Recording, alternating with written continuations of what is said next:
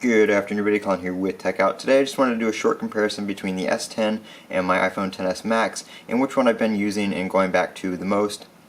So first things first, I picked the S10 up when it came out on March 8th. It is currently March 19th, and I have been 100% using the S10 as my daily driver. My SIM card has remained in there since the 8th when I picked it up, and I have not used my iPhone XS Max other than installing the betas on it and running those and playing around with them for a couple minutes at a time, but I haven't used it as an actual day-to-day device.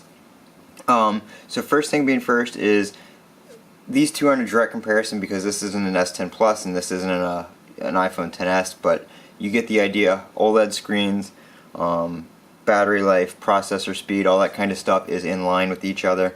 The S10 definitely performs a lot better being on One UI than previous generations of Samsung devices running the Experience version. Definitely think One UI is a big win for Samsung. iOS 12 is also a big win for Apple. It's probably one of the most stable versions of iOS in a while. I'm not going to say ever, but in a while. I am running the beta version on the iPhone, but it still performs very well.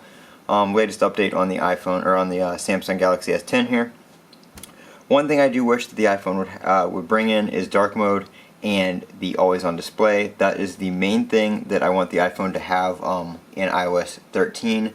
They definitely need to bring over an always on display for the iPhones with OLED screens, and they definitely need to bring in dark mode at least for the iPhones with OLED screens. Even if it's something that comes out in iOS 13 in the newer model, I definitely want to see this very soon because it's one of the biggest things that the iPhone is missing that the Samsung phones and Android devices have had for a really long time.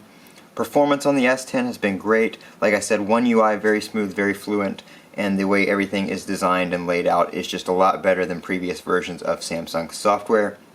iOS is the same, plain Jane iOS as it always has been. Not too many customizable features, but everything is there and works great. The iPhone runs very well.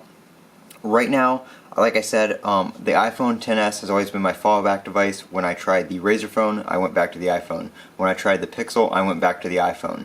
And I just haven't found myself doing that yet on the Galaxy S10, just because I do like the Galaxy S10 so much, and I've been very happy with it that I have not gone back to the iPhone XS Max. And that's saying something if you're looking to get an iPhone, or if you're looking to get an S10.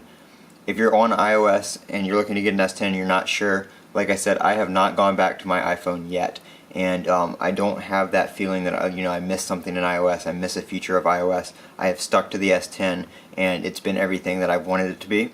So that is one of those things where if you're looking to switch, I would go ahead and I would try an S10 or an S10 Plus, depending on what screen size you want.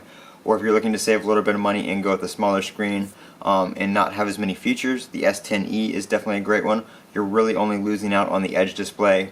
And it's a 5.8-inch screen instead of a 6.1 or 6.4-inch screen, and your fingerprint sensor is going to be on the power button if you don't mind that. Like I said, the S10e can definitely save you some money. But these are the two devices I'm running right now. Battery life on the S10 has been very great. Battery life on the iPhone XS Max has been very great, and for their comparable sizes and battery sizes, they are in line with each other. Like I said, the S10 is not going to get as much battery life just because it's a smaller battery, smaller device. The iPhone XS Max, bigger battery, bigger screen, having to drive more pixels and a bigger screen, but it still does get very good battery life for its size. So those are the two devices I'm using right now. If you're looking to switch, like I said, definitely try a different one out. Don't be afraid. Find a carrier or a store that will allow you to return it if you don't like it. Get that 14-day trial or 30-day trial, whatever the return policy may be, and try one out. Definitely look at the S10 and S10 Plus. They are wonderful devices, and they've gotten a lot better over time. This has been Colin with Techout. Don't forget to comment, rate, and subscribe. And if you have any questions about these, feel free to leave them down in the comments section below.